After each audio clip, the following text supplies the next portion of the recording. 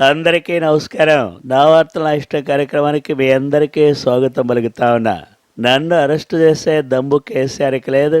ఆ పని గనక ఆయన చేస్తే నా తడాకా ఏమిటో కింటాళ్ల లెక్కలో చూపిస్తాను. ఆ తర్వాత చంద్రబాబుతో ఎందుకు పెట్టుకున్నాను రా బాబు అని చెప్పి కేసీఆర్ జీవితాంతం మదనపడేలా చేస్తాను. నేనేదో తెలుగు జాతి కోసం అని చెప్పి కామెడీగా ఊరుకుంటా ఉంటే ఆ పెద్ద మనిషి సీరియస్గా నా మీద మా వాళ్ళ మీద కేసులు పెడతా ఉన్నాడు. 5 కోట్ల మందికి సీఎంనైనా నా ఫోన్ ట్యాప్ చేస్తాడా? ఏం తమాషాగా ఉందా? ఏమనుకుంటా ఉన్నాడండి కబడ్దారు కేసీఆర్. నారావారి పౌరుషం ఇంతకుముందు చూసినట్టుగా లేదమ్మా. ఎగిరెగిరి పడ్డ జగన్ను ఎలా శంకరగిరి మాన్యాలు పట్టించానో చూడలేదా? హైదరాబాద్ పై నీకెంత హక్కుందో దాన్ని అభివృద్ధి చేసిన నాకు కూడా నిజాం కంటే ఎక్కువగా హక్కుంది. అలాంటిది పక్క రాష్ట్రం సీఎంని కూడా చూడకుండా నా ఫోన్ ట్యాప్ చేస్తావా? అంటే నా పర్సనల్ సీక్రెట్లు తెలుసుకుందామనే కదా నీ ఉద్దేశం? నిన్ను అస్సలు వదిలిపెట్టలేమనుకుంటావు. ఆ వివరాలు చెప్పే ముందు ఒక్కసారి హెడ్లైన్స్ చూద్దాం brother. Follow the headlines first. నన్ను అరెస్ట్ చేస్తే కేసీఆర్ అంత చూస్తా, ఆయన సర్కారును ఒక్క ఫోన్ కాల్తో కూలుస్తా. నా వాయిస్ డిజిటల్ సౌండ్లో ఉంటుందనేది వాస్తవం. టీఆర్ఎస్ సీడీలో గుజరాత్ గల్లీ క్వాలిటీ కూడా లేదనేది నిజం. మా ఏపీలోనూ సంఖ్యల్లో లాకప్లు ఉన్నాయి. మా దగ్గర మక్కిలెనగొట్టే పోలీసు వెంకటస్వాములు ఉన్నారు. నా న్యూస్ అండ్ డీటెయిల్. 9 ఏళ్ళు సీఎంగా 10 ఏళ్ళు ప్రతిపక్ష నేతగా మచ్చ లేకుండా బతికాను. కానీ నాకు మచ్చుందని నిరూపించేందుకు కేసీఆర్ తెగ సీడీలు తయారు చేస్తూ ఉన్నాడు.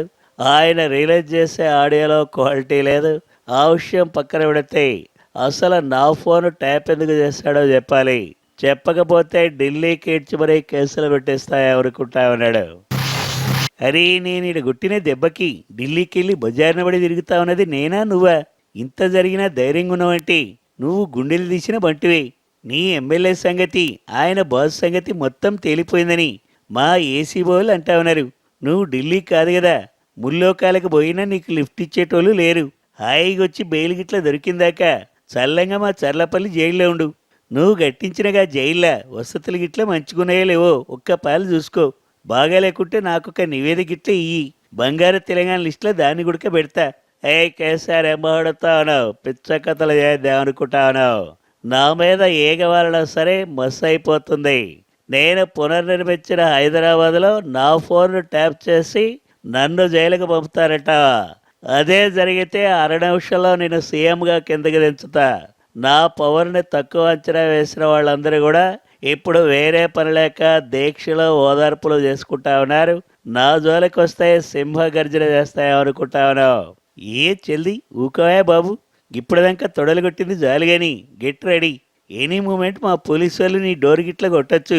నేను ఎవరైనా అడిగినావు కదా బక్కగా ఉన్నానని చీప్గా చూస్తున్నావు. అయింది నీ బండారం మొత్తం బండకేసి కొట్టి మరీ చూపించిన.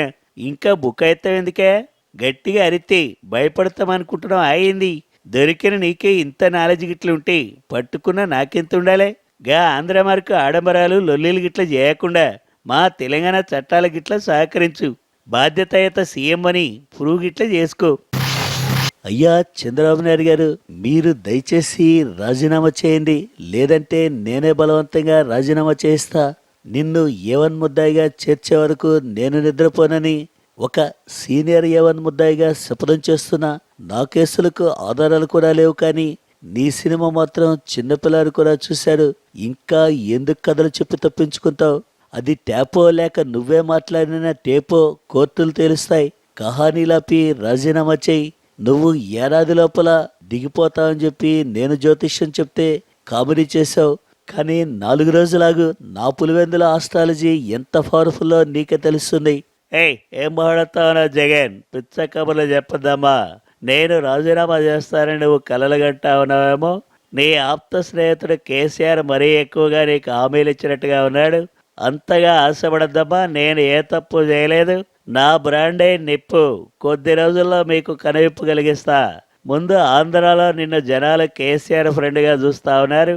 నీది ఆంధ్ర విద్రోహ పార్టీ అని చెప్పి జనమంతా తరిమి కొట్టకముందే బెంగళూరుకు పారిపోమ్మా. అయ్యా, ముందు నీ హామీలన్నీ తుస్సుబాంబులని జనాలకు కూడా తెలిసిపోయింది. ఇక ఇప్పుడు రాజధాని పేరుతో భూములు మింగేసే కార్యక్రమం పెట్టుకున్నావు. నీ స్కాములకు ఇప్పటికైనా పులి స్టాప్ పెట్టు. రేపు నేను సీఎం అయ్యాక నీకు టార్చర్ అంటే ఎలా ఉంటుందో చూపిస్తా. నువ్వు చేసిన స్కాముల్ని మొత్తం కక్కిస్తా. నమస్తే బాస్. సారీ సార్, రోజు పేపర్లో రేవంత్ వార్తలు చదివి అలా నోరు గిట్లా జారింది. ఈ కేసీఆర్ జగన్ మనల్ని గిట్లా ఏం చేయలేరు, మీరు మచ్చలేని మనిషి అనేటట్టు విషయం నాకు కూడా ఎరకనే.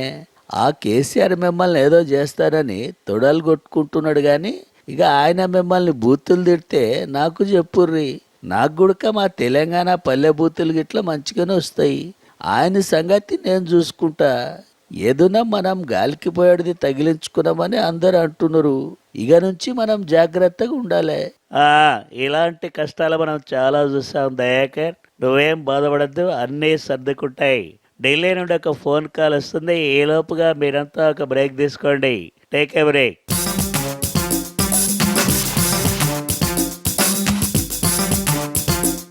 వెల్కమ్ బ్యాక్ టు నా వార్తల ఇష్టం.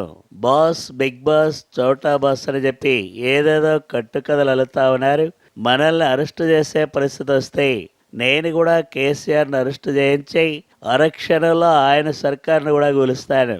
ఆ తర్వాత ఎవరి పవర్ ఏమిటో కోర్టులో తేలుతుంది. నా ఇమేజ్ని డ్యామేజ్ చేశారని చెప్పి సంకలు గుద్దుకుంటా ఉన్నాడేమో. నేను అస్సలు వదిలిపెట్టను. ఆ విషయం ముందు అతను తెలుసుకుంటే మంచిది. అరే ఏంటిదే, మా కేసీఆర్ అన్నారు అరెస్ట్ చేపిస్తావా? ఆయన దగ్గరకు పోవాలంటే నన్ను గిట్లా దాటాలే. ఆ సంగతి మర్చిపోయినావు ఏందే? నీ గ్రామ్ ఫోన్ రికార్డు బద్దలైందనే కొత్త కళలు గిట్లగా అంటున్నావు ఏందే? నువ్వు మా స్టేట్లో ఉన్నావా, మేము నీ స్టేట్లో ఉన్నామా? అనవసరంగా గోక్కోకు. మేము ఏదన్నా చట్ట ప్రకారమే పోతున్నావు. నువ్వు మీ స్టేట్లో సీఎంవే, మా స్టేట్లో నువ్వు వేరే పౌరునివే. కావాలంటే ప్రోటోకాల్ ఇస్తాము. జైల్లో కూడా నీ బ్లాక్ క్యాట్లకి ఇట్లా ఎట్ట పెట్టుకో, జైలు తిండి పెడతాం. ఏమంటావు? అయ్యా అల్లుడు బాబు, నువ్వు పదవి కోసం ఇప్పుడు ఎంతగా పాకులాడుతున్నావో నే విశదంగా చూస్తున్నాను బాబు. ఆ రోజుల్లో ఎన్టీ రామారావు గారు కూడా మరి ఇదే విధంగా బాధపడ్డారు. నీకు ఢిల్లీలో ఎవరైనా ఆదుకుంటారా అని కాళ్ళా వెళ్ళా పడుతున్నావు చూడు ఇప్పుడు నువ్వు. మరి ఆ రేవంత్ రెడ్డి సీడీ, నీ ఆడియో క్యాసెట్టు ఇవన్నీ కూడా నిన్ను అడ్డంగా పట్టించేశాయి.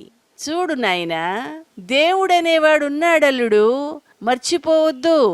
ఆ రోజుల్లో మరి నన్ను, ఎన్టీ రామారావు గారిని కూడా ఎంతగా టార్చర్ పెట్టావు ఒక్కసారి గుర్తు తెచ్చుకో. మా ఉసురు ఊరికే పోదు, అనుభవిస్తావిప్పుడు. ఏమిటిది? అడ్డమైన వాళ్ళంతా లైవ్లోకి రావడం ఏమాత్రం బాగోలేదు. అల్లుడని వరుసలు కలపడం అంతకన్నా పద్ధతి కాదు. మనం ప్రజెంట్ టెన్స్తో చూస్తూ ఉంటే ఈమె పాస్ట్ టెన్స్ తిరగదొడతా ఉంది. ఎవరమ్మా ఎన్టీవీ టెక్నికల్? వెంటనే ఈవిడ గారు లైవ్ కట్ చేయండి. సరిగ్గా ఈమంటేనండి నే చూడాలన్నది. మా జగను బాబును కేసుల పేరుతో తిట్టి మీరందరూ కూడా రాక్షసానందమే పొందారు.